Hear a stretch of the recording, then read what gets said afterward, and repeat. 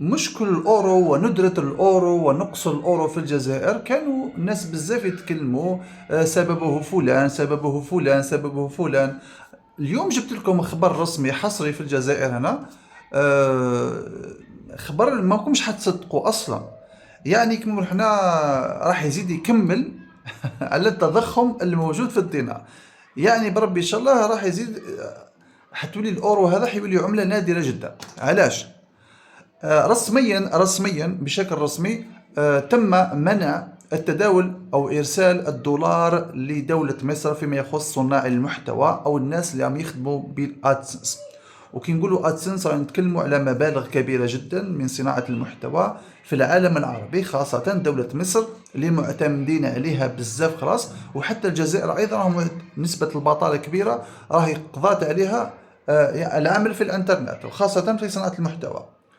وهذه رسالة أيضا للمسؤولين باش يديروا حسابهم بلي راح تكون واحد الصدمة للشباب الجزائري عن قريب جدا، حوالي سنة راح تكون صدمة لأي شخص بطال راهم مخبي وراء صناعة المحتوى، لأنه هذه الحاجة اللي كانت مخبية العيب تاع الجزائر ومصر وغيرها.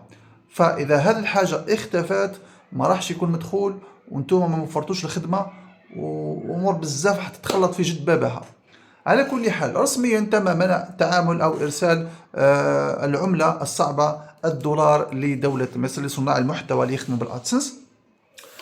وجبت لكم أنا الدليل على ذلك، لأني تواصلت مع شركة جوجل وقلت لهم أسكو الجزائر هي معنية بهذا التعديل السياسي هذه تاع شركة جوجل. فتصدمت حقيقة. شوفوا يا جماعة، هنعطيكم في الوقت الحالي هنعطيكم واش قالوا لي جوجل بعد اكزاكتومون باش هكا نفهموا، باش هكذا نفهموا واش قالوا لي. كي قلت لهم علاش حبستوا العمله الصعبه على دوله مصر وعطيتوها بالجنيه المصري، علاش واش صرا؟ واش قالوا لي؟ قالوا لي لا، هذا التغيير هو جزء من جهد عالمي لسداد المدفوعات، يعني باش يدفعوا الاموال بالعملات المحليه على مستوى العالم. يعني دركا كل دوله راح تخلصها جوجل على حساب العمله تاعها. وش هي السبب مازال ما فهمناش. لذلك فهنعطيكم الدول اللي معنيه بهذا الامر، في الاخر حنقول لكم الجزائر داخله فيها ولا لا.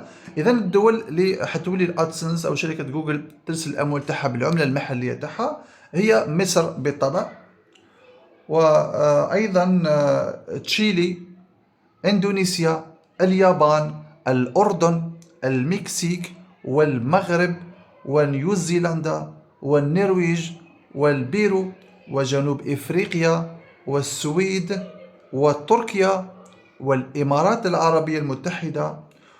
وهذوما تقريبا في الوقت الحالي سيطبق عليهم ارسال العمله المحليه تاعهم ابتداء من على 8 اشهر. يعني من على 8 اشهر اكزاكتومون في اكتوبر راح يبداو يرسلوا لهم العمله، مش العمله الصعبه، العمله المحليه.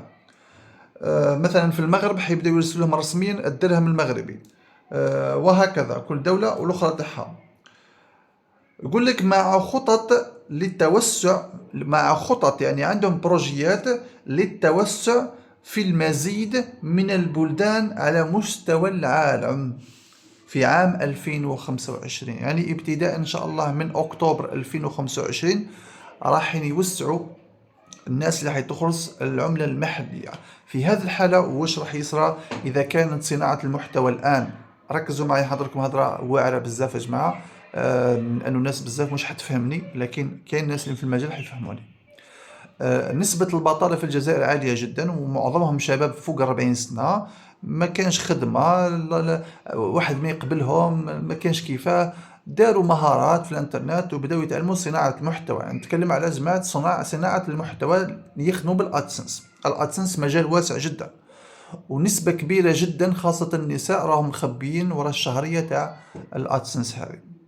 في حالة ما إذا صارت هذا المشكل راح يختفي الأورو من البنوك بنسبة كبيرة جدا. يعني الأموال الكبيرة تاع الأورو راح تختفي من البنك.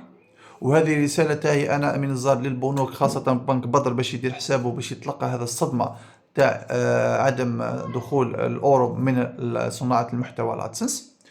الصدمة الثانية للشباب باش نخبرهم باش يهيئوا رواحهم، لأنه الدينار راح يكون في تضخم كبير، وأنا نتوقع الأورو راح يوصل 3 ملايين لكل 100 أورو. يعني إذا كان زنية نص راح ممكن يوصل ويفوت، يعني حيوصل يفوت، بس تولي عملة الأورو ما كانش في الجزائر، راح يولي يدخلوها يا لو ريتريتي يا الزماقر من الفوق، وراح يدخلوا كميات بسيطة مش كيتش يولي كاينة سيولة.